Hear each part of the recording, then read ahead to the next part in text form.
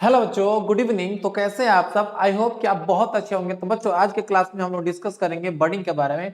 तो बच्चों, स्वागत है आप सभी का आपके अपने यूट्यूब चैनल बायोलॉजी अड्डा में। तो चलिए क्लास को शुरू करते हैं और आज हम लोग डिस्कस करेंगे बर्डिंग के बारे में कि आखिर बर्डिंग होता क्या है।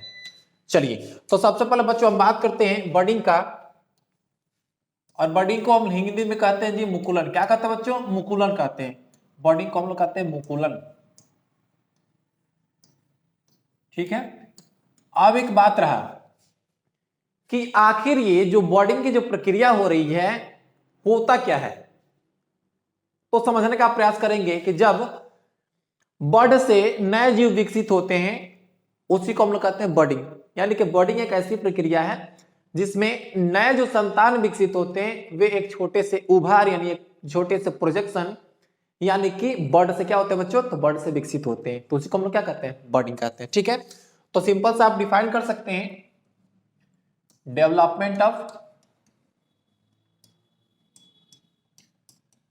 डेवलपमेंट ऑफ इंडिविजुअल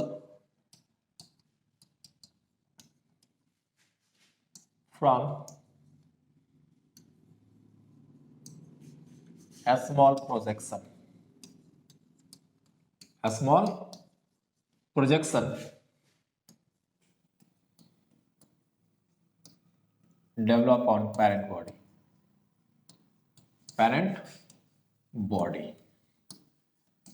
ठीक है। तो ये क्या है बच्चों? तो बर्डिंग क्या है? तो development of individual from A small projection develop on parent body.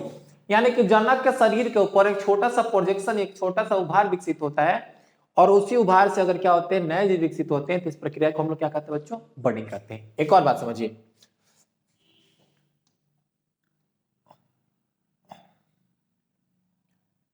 अब यहां पर ये जो स्मॉल प्रोजेक्शन है, ठीक है बच्चों, ये जो स्मॉल प्रोजेक्शन है इसको हम लोग कहते हैं बर्ड। क्या कहते हैं जी? बर्ड कहते हैं, यानी कि कली कहते हैं या मुकुल। ठीक है, या आप इसे मुकुल कह सकते हैं। क्लियर है? ओके। तो यहाँ पे जो नए जीव विकसित हो रहे हैं एक छोटे से उभार यानी कि बर्ड से विकसित हो रहे हैं। ठीक है बच्चों। ओके। अब अगर हम बात करें बर्डिंग की, तो बर्डिंग आपके दो प्रकार के होते हैं। ठीक है। अब ये प्रकार कौन कौन से होते हैं इनको हम लोग डिस्कस करते हैं, लेकिन उसके पहले हम आपको बताते हैं कि बर्डिंग की प्रक्रिया किसमें पाई जाती है। तो देखिएगा, बर्डिंग की जो प्रक्रिया है ये आपके ये ईस्ट में भी पाया जाता है। ठीक है। हाइड्रा में भी पाया जाता है,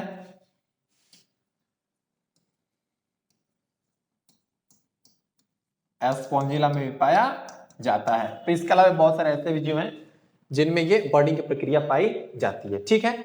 ओके। तो सबसे पहले हम यहां पर डिस्कस करेंगे कि ईस्ट में बर्डिंग की प्रक्रिया कैसे होती है, फिर हम लोग देखेंगे क्या होता है अंतः मुकुलन, क्या होता है बाह्य मुकुलन, ये सब हम लोग डिस्कस करते हुए आगे बढ़ेंगे जी। ठीक है। ओके। अब बच्चों हम लोग देख लेते हैं कि ईस्ट में बर्डिंग की क्रिया कैसे होती है। ठीक है जी। अब समझिएगा, यहां पे ये ईस्ट है। ठीक है, ये ईस्ट है। अब होता क्या है कि जो ईस्ट है इसका जो बॉडी है, इसका जो बॉडी है उसमें एक छोटा सा उभार उत्पन्न होता है। क्या होता है बच्चों? एक छोटा सा उभार उत्पन्न होता है। क्लियर? अब इसका जो न्यूक्लियस है, इसका ये जो न्यूक्लियस से डिवाइड होता है। न्यूक्लियस क्या होता है? डिवाइड होता है। देखिए, इसका न्यूक्लियस डिवाइड हो गया, nucleus divide into two part. ठीक है। इसका जो केंद्रक है क्या हो चुका है बच्चों? 2 हिस्सों में बढ़ चुका है। देखिए कितने हिस्सों में बढ़ गया जी? 2 हिस्सों में बढ़ गया। अब देखिए कि होता क्या है, समझने का प्रयास करेंगे आप पूरी तरह। अब यहां पर ये जो न्यूक्लियस है ये इसमें माइग्रेट हो जाता है। ठीक है। Okay. Nucleus divide into two parts, one nucleus inter inside bud, inter inside out growth, not की बड, आउट ग्रोथ। यानी कि बच्चों यहां पे ये क्या है? एक आउट ग्रोथ है, आउट ग्रोथ है। ठीक है। अब जो न्यूक्लियस है क्या हो जाएगा, इसमें ट्रांसफर हो जाएगा। इसको हम थोड़ा सा यहाँ पे देख लेते हैं, ठीक है जी, ओके। अब इसमें न्यूक्लियस आ चुका है। अब देखिए इसको हम लोग बोलेंगे बड। क्या बोलेंगे, bud. One nucleus inter inside outgrowth, then it is called bud. पहले हम इसे बड नहीं कह सकते, पहले इसे हम लोग बड नहीं कह सकते। बड कब कहेंगे, जब न्यूक्लियस इसमें क्या हो जाएगा, माइग्रेट हो जाएगा, यानी कि प्रवेश कर जाएगा। क्लियर है।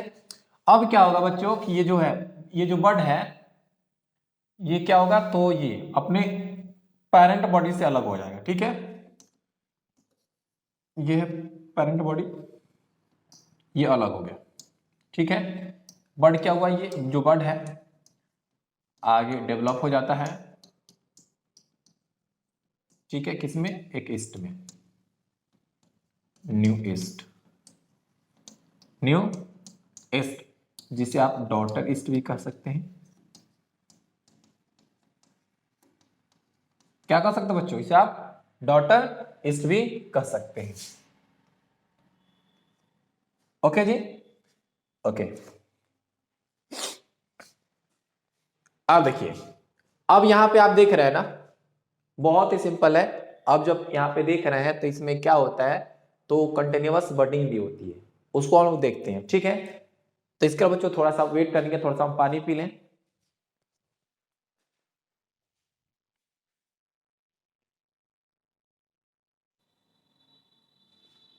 ठीक है बच्चों, तो देखिएगा यहां पे आपने देखा कि ये जो ईस्ट है, ये इसको हम लोग कह सकते हैं पेरेंट ईस्ट, पेरेंट ईस्ट। अब ये जो पेरेंट ईस्ट है, इसमें एक छोटा सा आउटग्रोथ विकसित होता है।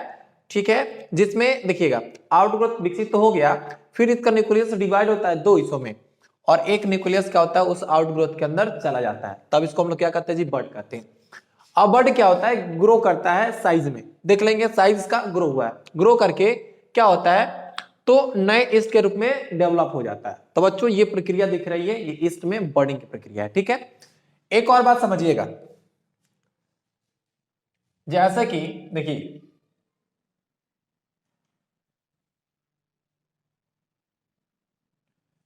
यहां पे देखिए, ये जैसे कि ये क्या है, ईस्ट है। ठीक है, ईस्ट ने ये बर्ड बनाया है। अब क्या होता है कि ये जो बर्ड है, ठीक है, फिर आगे चल करके दूसरे बर्ड, ये बस दूसरे बर्ड, तो इस प्रक्रिया को हम लोग कहते हैं एक्चुअली टोरुलेशन। क्या कहते हैं जी, टोरुलेशन। ओके, तो सिंपल सा कि when bird develop another daughter bud, ठीक है, ओके। अब क्या हो रहा है बच्चों कि जो बर्ड विकसित हुआ, उसने क्या किया, एक और बर्ड, फिर इसने एक और बर्ड, फिर एक, ऐसे क्या होता गया, तो लगातार इसमें बर्ड के चैन बनते गए, लगातार इसमें चैन बनते गए, ये सेपरेट नहीं हुआ, लगातार इसमें बर्ड बनते गए। तो इस प्रक्रिया को बोलते हैं टोरुलेशन, यानी कि when bird develop another daughter bird is called torulation, is called torulation. ठीक है जी, क्या बोलेंगे इसको, इसको हम लोग बोलेंगे टोरुलेशन। और एक बात बता दें, ये जो प्रक्रिया होती है बच्चों, जीनस टोरुला होता है, किसमें, जीनस टोरुला, जीनस टोरुला में होता है। इसलिए ये जो स्टेज है, इस स्टेज को हम कहते हैं टोरुला स्टेज। क्या कहते हैं, टोरुला स्टेज। तो समझने का प्रयास करेंगे, जीनस टोरुला में टोरुला स्टेज के अंतर्गत कौन सी प्रक्रिया होती है, टोरुलेशन की प्रक्रिया होती है, और किसमें होती है, ईस्ट में। आपने यहां पे देखा था कि इसमें जो ईस्ट है वो विकसित हो रहा है। ठीक है, क्या हुआ कि ईस्ट है, पेरेंट बॉडी है, न्यूक्लियस डिवाइड होता है, ये आउटग्रोथ निकलते हैं। ठीक है, ओके, तो ये था ईस्ट में बर्डिंग की प्रक्रिया। अब यहां पे हम लोग बात करेंगे कि क्या एनिमल में भी बर्डिंग होता है, तो जी हाँ बिल्कुल, एनिमल में भी बर्डिंग होता है, उसको अब हम देखेंगे। बर्डिंग इन एनिमल,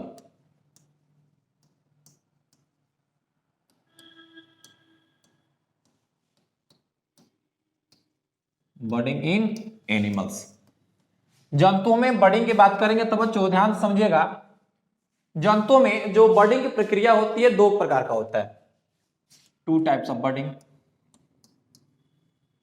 कितने प्रकार के होते हैं जी? दो प्रकार के, टू टाइप्स ऑफ बर्डिंग। ओके, अब ये बर्डिंग में कौन कौन से बर्डिंग होते हैं? तो एक नंबर और ये दो नंबर। एक होता है जिसको हम लोग कहते हैं एक्सोजीनस, एक्सोजीनस बर्डिंग,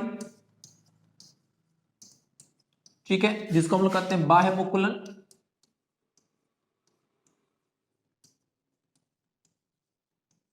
बाह्य मुकुलन, ठीक है, ओके।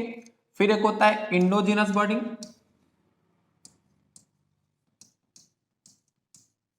इंडोजीनस बर्डिंग, इसको हम लोग क्या बोलेंगे बच्चों? अंतःमुकुलन, अंतःमुकुलन। ओके, क्लियर है? अब एक बात समझिए, जो एक्सोजीनस बर्डिंग है और ये जो इंडोजीनस बर्डिंग है, इसको हम और क्या क्या नाम से जान सकते हैं? तो देखिएगा, जो एक्सोजीनस बर्डिंग है इसको हम लोग एक्सटर्नल बर्डिंग, एक्सटर्नल बर्डिंग, ठीक है, इसको हम लोग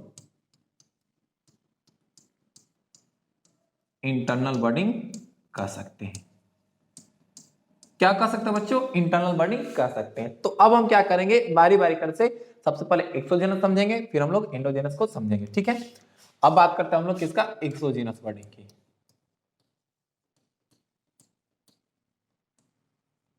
एक्सोजेनस बर्डिंग, एक बात समझिएगा, एक्सोजेनस बर्डिंग को हम लोग क्या कहते हैं बच्चों? एक्सोजेनस बर्डिंग को हम लोग कहते हैं बाह्य मुकुलन। तो अगर आपसे पूछे जाए कि बताइए बाह्य मुकुलन का मतलब क्या होता है, तो बच्चों बाह्य मुकुलन का मतलब होता है कि जब जो बर्ड होगा विकसित होगा पेरेंट बॉडी के बाहरी सतह पे, यानी पेरेंट बॉडी का जो शरीर है उनके बाहरी सतह पे क्या होता है, जब बर्ड विकसित होते हैं उसको हम लोग बोलते हैं क्या बच्चों? उसको हम लोग बोलते हैं, क्या बोलते हैं जी? एक्सोजेनस बर्डिंग, यानी कि when bud developed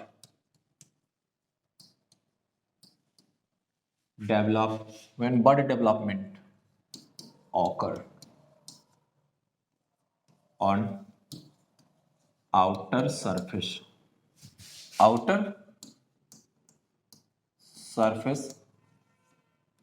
of the parent body। इसको हिंदी में समझते हैं, यानी कि जब जो मुकुल है, बर्ड है, वो जनक के शरीर के बाहरी सतह पर विकसित होता है। जब मुकुल जनक के शरीर के बाहरी सतह पर विकसित होता है तो बच्चों उसको हम लोग क्या बोलेंगे? उसको हम लोग बोलेंगे एक्सोजीनस बर्डिंग, या इसे हम लोग एक्सटर्नल बर्डिंग भी कहते हैं। अगर हम इसके एग्जाम्पल की बात करेंगे तो इसका एग्जाम्पल होता है, देखिएगा, इसका एग्जाम्पल हो जाएगा हाइड्रा। क्या हो जाएगा बच्चों?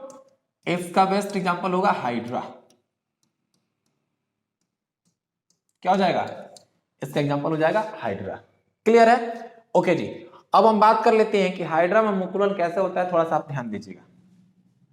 देखिए, यहां पे मान लेते ये हाइड्रा है, ठीक है, ओके, ये इसके टेंटिकल्स हैं। अब क्या होता है, ये जो हाइड्रा है ऐसे, ठीक है, ओके, अब समझने का प्रयास करेंगे। देखिए बच्चों, हम यहाँ पे चाहते हैं कि आपका जो कंसेप्ट है पूरी तरह क्लियर हो, इसलिए हम आपको आराम आराम से समझाने का प्रयास कर रहे हैं। अब देखिए, अब बॉडी में क्या होगा, एक छोटा सा उभारकपन होगा, ठीक है। अब इसको हम लोग बोलेंगे बर्ड। क्या बोलेंगे जी?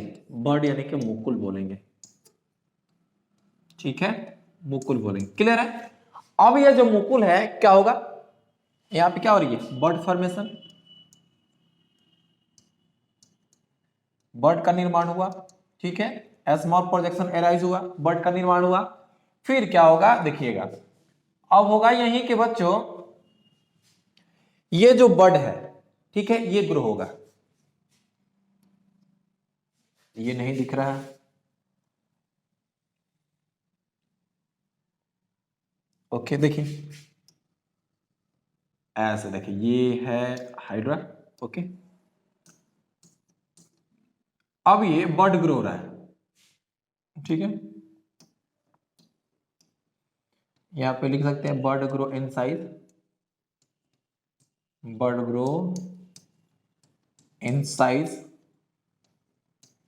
एंड become like parent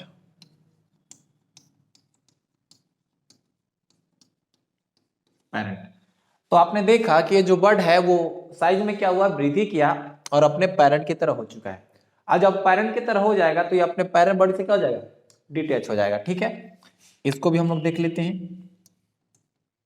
देखिए यहां पे देखते हैं हम लोग। ओके, अब क्या हो गया बच्चों, अब हो गया डिटैच, हो गया डिटैच। ये जो बर्ड है क्या हो गया, डिटैच हो गया। अब आगे चल करके क्या होगा, ये इसमें वृद्धि होगी, ठीक है, और वृद्धि होकर के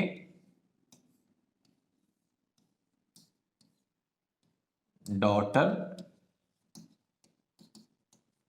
हाइड्रा क्या बनेगा जी, वृद्धि होगा और वृद्धि होकर के डॉटर हाइड्रा बनेगा। तो बच्चों इस प्रकार से हाइड्रा में बर्डिंग की प्रक्रिया होती है। आई होप कि आपको ये पूरी प्रक्रिया समझ में आ गई होगी। क्लियर है ना जी? ओके, अब हम बात करते हैं इंडोजिनस बर्डिंग की। ठीक है,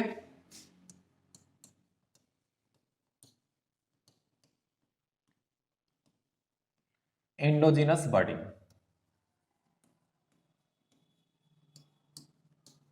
देखिए इसको हम लोग क्या बोलते हैं कि अंतःमुकुलन।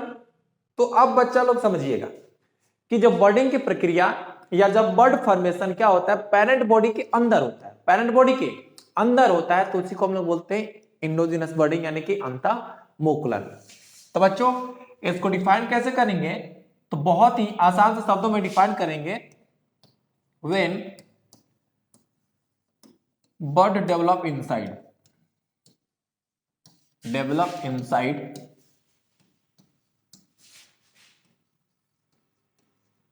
Body of parent, body of parent, यानी कि जब क्या हुआ, जो बर्ड होगा पेरेंट बॉडी के अंदर विकसित होगा, तो बच्चों उसी को हम लोग क्या बोलेंगे, इंडोजिनस बॉडी कहेंगे। और इसका जो बेस्ट एग्जांपल है वह है एस्पोंजिला। क्या बच्चों, एस्पोंजिला में हमको इंडोजिनस बॉडी देखने मिलता है। क्लियर है? अब देखिए एस्पोंजिला में बनता है जेम्यूल्स, जेम्यूल्स बनता है, और ये क्या है, इसको हम लोग बोलते हैं इंडोजिनस बर्ड, इंडोजिनस बर्ड, या कभी इसको हम लोग इंटरनल बर्ड कहते हैं, इंटरनल बर्ड कहते हैं। क्या कहते हैं जी, इंटरनल बर्ड कहते हैं। अब हम आपको ये जेम्यूल्स कैसे होता है, क्या होता है, जेम्यूल्स के स्ट्रक्चर की हम लोग बात करेंगे। ठीक है, अब देख लेते हैं। समझिए, जब बर्ड की जो बर्डिंग की जो प्रक्रिया होगी या जब बर्ड का निर्माण पेरेंट बॉडी के अंदर होगा, तो उसको हम लोग एक्सोजिनस नहीं इंडोजिनस बर्डिंग कहेंगे बच्चों। और इसका एग्जांपल हमने क्या बताया, एस्पोंजिला। और एस्पोंजिला में जो इंटरनल बर्ड होता है उसको हम लोग क्या कहते हैं, जेम्यूल्स कहते हैं। क्लियर ना जी? ओके, अब थोड़ा सा समझिएगा, हम आपको यहाँ पर जेम्यूल्स दिखाते हैं।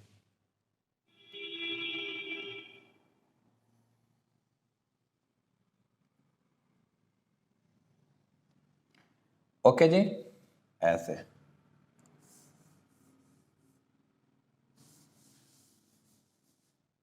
ऐसे नहीं है,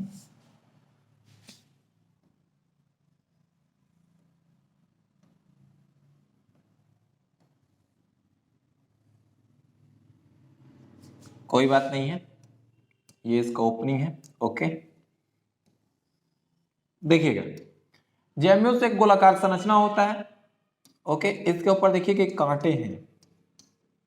क्या बच्चों, ये कांटे हैं।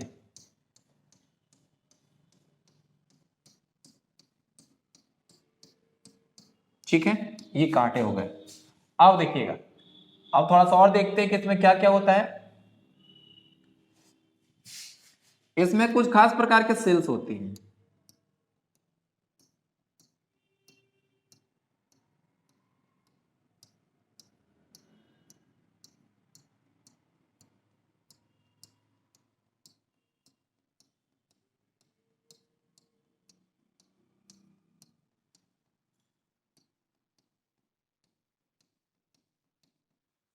ठीक है बच्चों, ये क्या हो गया, सेल्स हो गए, न्यूक्लियस है इन सबका। ओके, ये न्यूक्लियस, ये खास प्रकार के सेल्स हो गए बच्चों। इन सेल्स को हम लोग कहते हैं आर्कियोसाइट्स। आर्कियोसाइट्स। अगर कोई आपसे पूछे कि बताइए जेम्यूल्स क्या है, तो सिंपल सा आपको बोलना है कि ये इंटरनल बड है जो कि कहां बनते हैं, स्पॉन्जिला में बनता है। ठीक है, ये गोलाकार होता है और इसमें खास प्रकार के सेल्स होते हैं जिन्हें हम आर्कियोसाइट्स कहते हैं। अब बच्चों ये एस्पिक्यूल्स हैं, इनका नाम है मोनेक्सॉन, मोनेक्सॉन एस्पिक्यूल्स, मोनेक्सॉन एस्पिक्यूल्स हैं। ये जो ओपनिंग दिख रही है ना, इसको माइक्रोपाइल कहा जाता है, माइक्रोपाइल कहा जाता है। अब देखिए, ये इसका बाहरी दीवार है और ये आंतरिक दीवार है, आउटर आउटर मेम्ब्रेन। ठीक है, और ये है इनर मेम्ब्रेन।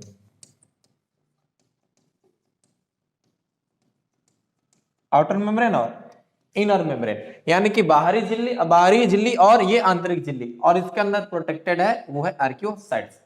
और ये इसके एस्पिक्यूल्स है जिनका नाम है मोनेक्सॉन एस्पिक्यूल्स। ये बहुत इंपॉर्टेंट है, एग्जाम में पूछे जा सकते हैं। ठीक है, अब क्या होता है, ये जो आर्कियोसाइट्स हैं कम आउटसाइड, कम आउटसाइड, यानी कि बच्चों ये जो आर्कियोसाइट्स हैं ये माइक्रोपाइल के द्वारा बाहर निकलते हैं, और बाहर निकल करके क्या होते हैं, जर्मिनेट होते हैं, और जर्मिनेट होकर के नए स्पॉन्ज को तैयार करते हैं। Come outside and germinate, and germinate to produce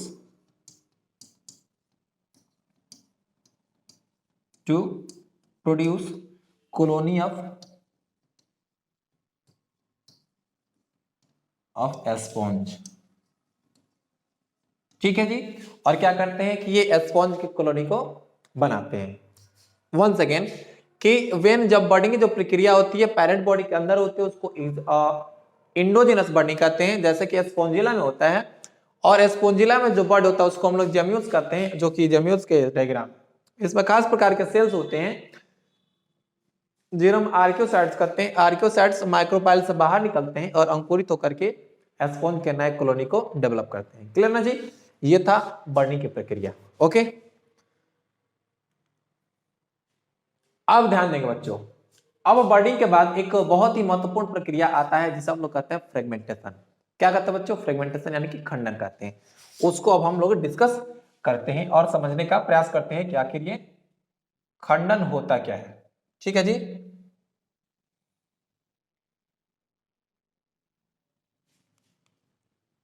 ठीक है बच्चों, अब हम लोग खंडन की बात करते हैं, फ्रेगमेंटेशन की।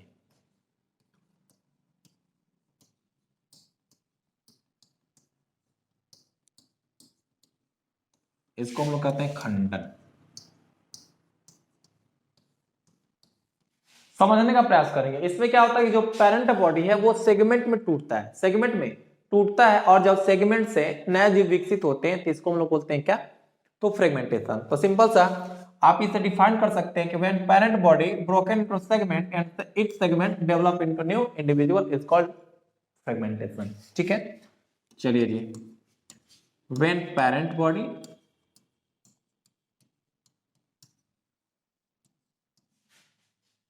broken into segment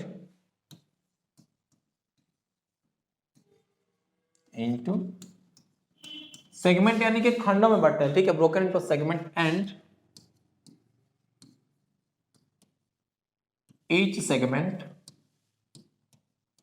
develop into new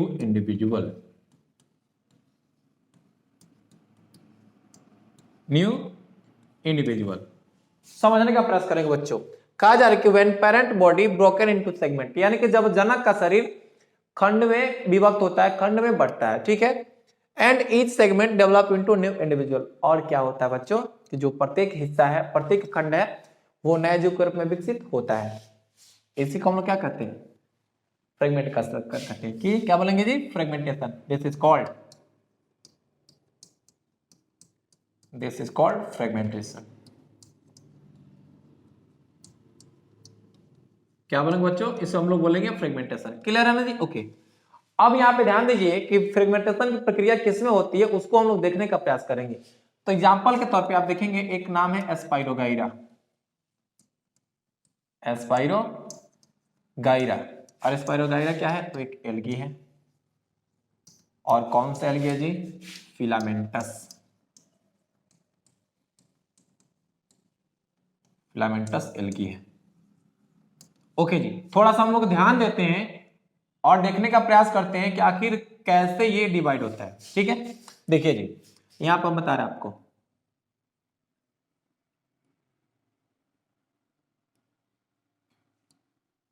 मान लेते ये क्या है, यही है एल्गी,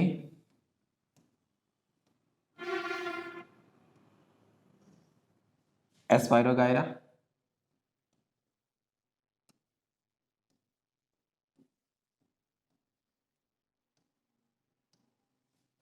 ओके जी।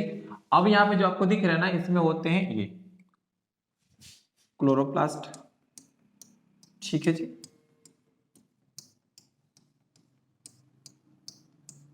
ओके, अब देखेंगे बच्चों होता क्या है, मान लेते हैं जो पेरेंट बॉडी है, पेरेंट बॉडी है यहां से टूट गया।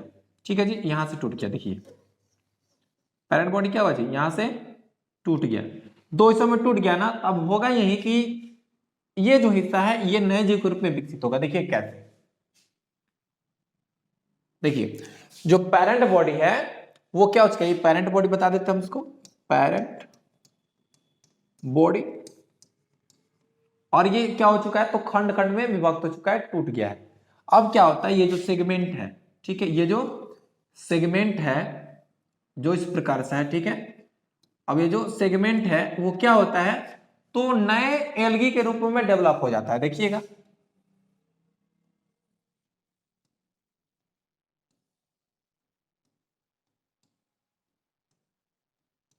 ओके। अब आप देखिए,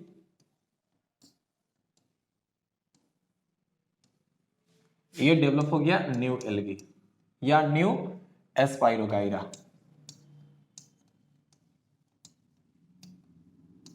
न्यू एस्पाइरोगाइरा। तो बच्चों ये होता है प्रक्रिया एस्पाइरोगाइरा में खंडन की। ठीक है, तो ऐसे खंडन की प्रक्रिया होती है। क्लियर है? आप याद रखेंगे एस्पाइरोगाइरा। क्लियर? अब हम बात करते हैं यहां पे एक जो सबसे महत्वपूर्ण टॉपिक है वो है, देखिए ये जेमी। अब ये जेमी क्या होता है समझने का प्रयास करेंगे। ठीक है, तो देखिए जो जेमी होता है ना, यूनिसेलुलर,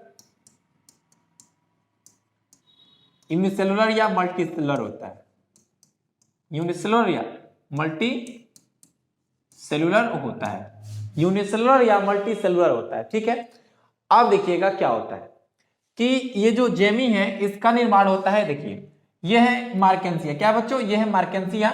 और मार्केंसिया में एक होता है कप जिसको हम लोग कहते हैं गेमा कप। तो ये गेमा कप के अंदर बनते हैं जेमी। जेमी यूनिसेलुलर या मल्टीसेलुलर स्ट्रक्चर है, ठीक है, फॉर्म्ड इनसाइड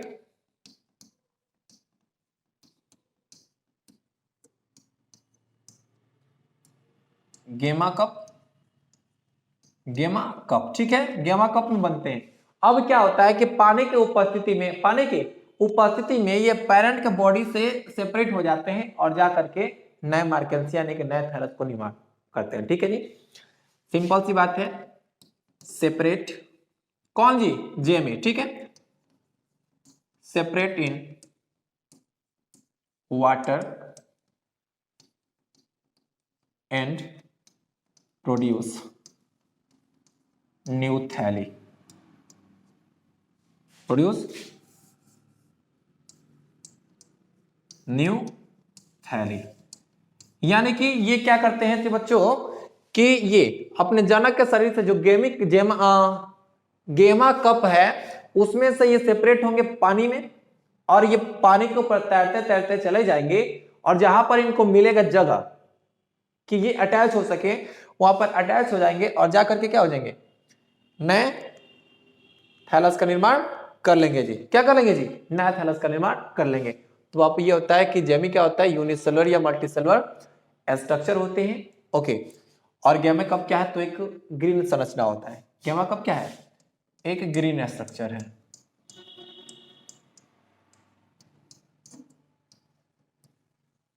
ठीक है, तो सिंपल से याद रखेंगे, जेमी क्या होता है, तो मार्केंसिया में इसका निर्माण होता है गैमा कप के अंदर।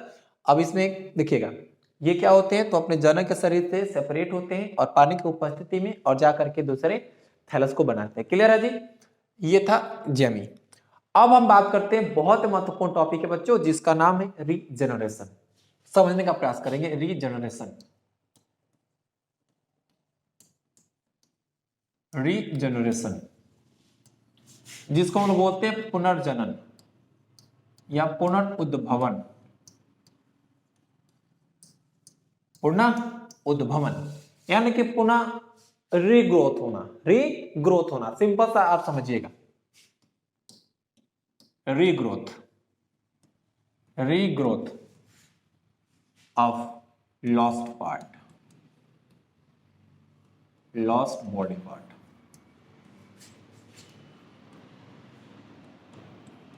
Regrowth of lost body part यानी कि शरीर का जो लॉस्ट हिस्सा, यानी कि मान लेते हैं कि कुछ हिस्से क्या हो गए कि टूट गए, क्षतिग्रस्त हो गए, उन हिस्सों का फिर से रीग्रोथ हो जाना क्या कहलाता है बच्चों, रीजनरेशन कहलाता है। क्या कहलाता है जी, रीजनरेशन। एक और बात समझिएगा, यहां पर जो रीजनरेशन है दो प्रकार के होते हैं, रीजनरेशन दो प्रकार के होते हैं, समझिए। ठीक है, two type of regeneration, two type of regeneration. कितने प्रकार के होते हैं बच्चों, दो प्रकार के होते हैं, टू टाइप ऑफ रीजनरेशन। अब देखिए ये दो प्रकार के रीजनरेशन कौन कौन से हैं, तो एक को बोलते हैं हम लोग मॉर्फोलेक्सिस,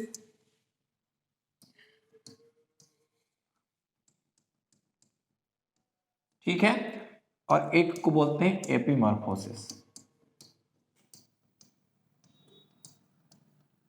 एपीमॉर्फोसिस, एक को बोलेंगे मॉर्फोलेक्सिस और एक को बोलेंगे एपीमॉर्फोसिस। तो बच्चों ये मॉर्फोलेक्सिस क्या है, ये एपीमॉर्फोसिस क्या है, इसको हम लोग समझते हैं। ठीक है, ओके।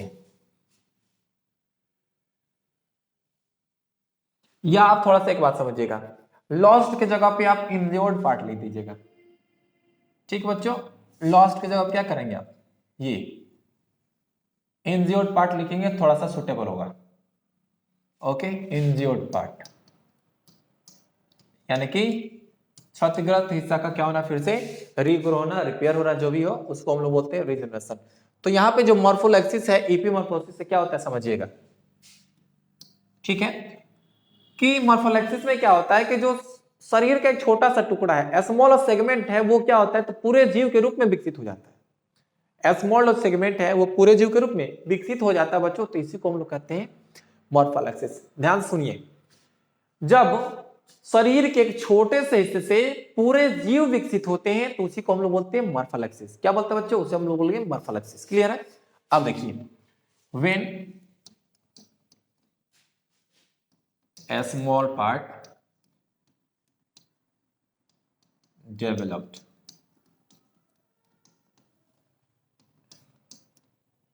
into whole body, उसको हम क्या बोलेंगे जी, मॉर्फोलेक्सिस बोलेंगे। एग्जाम्पल के तौर पे आप याद रखेंगे हाइड्रा और एक प्लेनेरिया, हाइड्रा और प्लेनेरिया। ठीक है जी बच्चों, एक और बात जो कि बहुत ही महत्वपूर्ण है, आपको जाननी चाहिए कि यहां पे जो ये रीजनरेशन है इसका खोज किसने किया था। तो बच्चों नोट के रूप में आप इसे याद रखेंगे कि रीजनरेशन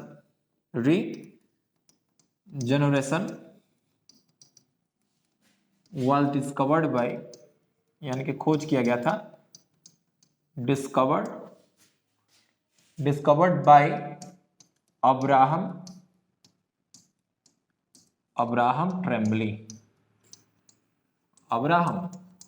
ट्रेम्बली।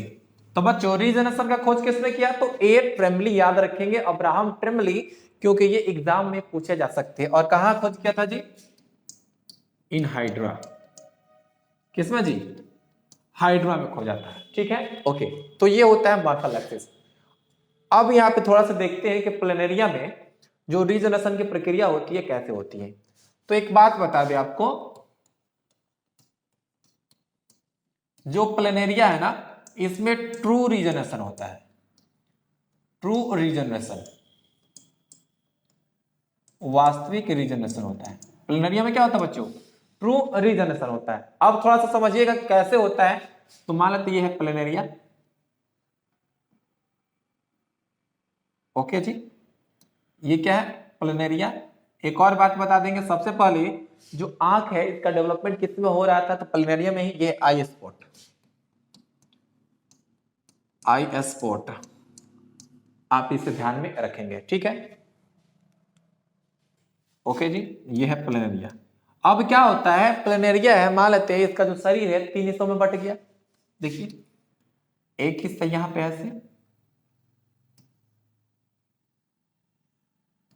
ओके, एक हिस्सा ऐसे और एक हिस्सा ऐसे। अब 3 हिस्सों में बट गया। अब आपके सामने प्लेनेरिया के कितने हिस्से जी, 3 हिस्से हैं, 3 हिस्से हैं। अब ये जो तीनों हिस्से हैं ना, क्या होगा बच्चों, जो तीनों हिस्सा है तीनों के तीनों विकसित हो जाएगा नए प्लेनेरिया में, कुछ इस प्रकार से देखिएगा। इसलिए हमने कहा है कि इसमें ट्रू रीजनरेशन होता है। देखिए अब ये हिस्सा है ना, इसको हम लोग ड्रॉ कर लें ताकि समझ में आए। देखिए ऐसे, ओके, ये इतना हिस्सा, ये इतना हिस्सा और इधर ये छोटा सा हिस्सा, क्लियर है। अब देखिए होता क्या है, अब होगा यही कि अगर इसका हेड है तो नीचे वाला हिस्सा डेवलप हो जाएगा। देखिए ये हिस्सा, ठीक है। अब इसका बीच वाला है तो ये नीचे वाला, और ये फिर ये ऊपर वाला, थोड़ा सा आप लोग देख लेंगे, फिर ये ऊपर वाला, क्लियर है। फिर ये नीचे वाला हिस्सा है तो ये पूरा बन जाएगा। देखिए तो यहां पर 3 प्लेनेरिया बन गया ना जी। एक हिस्सा यहां पे है, एक हिस्सा यहां पे है, एक हिस्सा यहाँ पे है, ठीक है। इसलिए जो ट्रू रीजनरेशन की प्रक्रिया है बच्चों किसमें पाई जाती है, इसी में पाई जाती है, क्लियर है ना जी। चलिए अब हम लोग डिस्कस करेंगे आगे चल करके, जो कि बहुत ही महत्वपूर्ण है। देखिएगा एक बात समझिए, अब प्लेनेरिया में हमने रीजनरेशन तो देख लिया, इसके बाद आता है कि जब हमने तो मॉर्फोलैक्सिस देख लिया ना, अब आता है एपीमॉर्फोसिस, कि जब क्या होगा, शरीर के जो लॉस्ट पार्ट है, शरीर के जो लॉस्ट पार्ट है अगर वे विकसित होते हैं, लॉस्ट पार्ट क्या होते हैं, विकसित होते हैं, तो उसे हम लोग क्या कहेंगे, ठीक है बच्चों। देखिए एपीमॉर्फोसिस,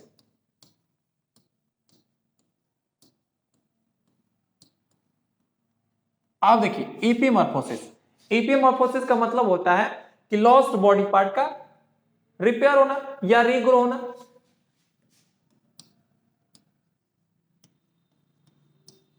regrow of lost body part, body part only, lost body part only, यानी कि जब क्या होगा, बॉडी पार्ट है उन रीग्रो होते हैं, उसी को हम लोग बोलेंगे एपीमॉर्फोसिस। एक और बात समझिए बच्चों, एपीमॉर्फोसिस 2 प्रकार के होते हैं, ठीक है। कितने प्रकार के होते हैं जी, 2 प्रकार के होते हैं। एक प्रकार होता है जिसको हम लोग बोलते हैं रिपेयरेटिव, रिपेयरेटिव,